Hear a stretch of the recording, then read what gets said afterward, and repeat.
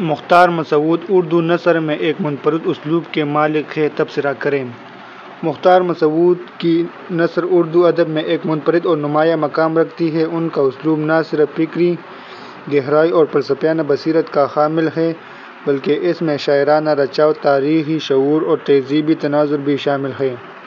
ذیل میں ان کے اسلوب کی چند اہم خصوصیات پر تبصرہ پیش کیا گیا ہے۔ فکری گہرائی اور فلسفیانہ بصیرت۔ مختار مسعود کی تحریروں میں فکر پردہ، مستقبل کی فکر اور خون تمنا جذبے کی حرارت کا امتزاج پایا جاتا ہے۔ ان کی کتاب آواز دوست میں یہ خصوصیت واضح طور پر نظر آتی ہے، جہاں وہ تحریک پاکستان کے فلسفے کو نہ صرف بیان کرتے ہیں بلکہ اسے ایک مجاہد کی حیثیت سے اپنے مشاہدات کے ساتھ جوڑتے ہیں۔ ان کی تحریریں قاری کو نئی منزلوں اور اچھوتی حقیقتوں سے روشناس کراتی ہیں۔ نمبر 2، شاعرانہ رچاؤ اور بلاغت۔ ان کی نثر میں شاعری کا گمان ہوتا ہے۔ وہ کم الفاظ میں گہری بات کہنے کے ماہر ہیں، جسے کفایت لفظی کہا جاتا ہے۔ مثال کے طور پر آواز دوست کا دیباچہ صرف 3 سطروں پر مشتمل ہے، لیکن اس میں فکر اور جذبے کا ایک سمندر سمایا ہوا ہے۔ ان کے خبط، تشبیہات، استعارات اور موازنے کا استعمال ان کے اسلوب کو مزید دلکش بناتا ہے۔ نمبر 3، تاریخی اور تہذیبی شعور۔ مختار مسعود کی تحریروں میں تاریخی واقعات اور تہذیبی تناظر کو خاص اہمیت حاصل ہے۔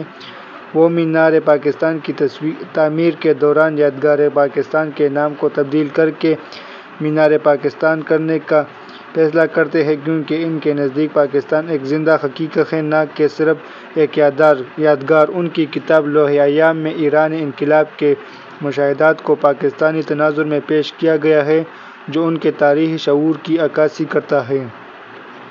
نمبر 4، خطابتی انداز اور طنز۔ ان کی تحریروں میں کہیں خطابت کا انداز جھلکتا ہے، خاص طور پر جب وہ بے عمل مسلمانوں یا معاشرتی خرابیوں پر تنقید کرتے ہیں۔ مثال کے طور پر وہ لکھتے ہیں، جب مسجدیں بے رونق اور مدرسے بے چراغ ہو جائیں، جہاد کی جگہ جمود اور حق کی جگہ حقائق کو مل جائے۔ ان کے خط طنز اور شگفتہ بیانی کا عنصر بھی پایا جاتا ہے، جو قاری کو سوچنے پر مجبور کرتا ہے۔ نمبر 5، انفرادیت اور خودداری۔ مختار مسعود نے کبھی اپنی ذات یا شہرت کو فروغ دینے کی کوشش نہیں کی۔ وہ نہ تو اپنی کتابوں کی رونمائی کرواتے ہیں اور نہ ہی کسی سے اپنی تعریف میں مضامین لکھواتے تھے۔ ان کی خودداری اور بے نیازی ان کے اسلوب کا ایک اہم پہلو ہے۔ علی گڑھ کے اثرات۔ علی گڑھ مسلم یونیورسٹی کے علمی و ادبی ماحول نے ان کے اسلوب پر گہرے اثرات مرتب کیے۔ ان کی تحریروں میں علی گڑھ کی تہذیب اور فکر کی جھلک واضح نظر آتی ہے۔ مجموعی جائزہ۔ مختار مسعود کا اسلوب اردو نثر میں ایک سنگ میل کی حیثیت رکھتا ہے۔ ان کی تحریریں نہ صرف فکری اور جذباتی اعتبار سے مالا مال ہیں بلکہ ان میں تاریخی، تہذیبی اور فلسفیانہ عناصر کا امتزاج بھی پایا جاتا ہے۔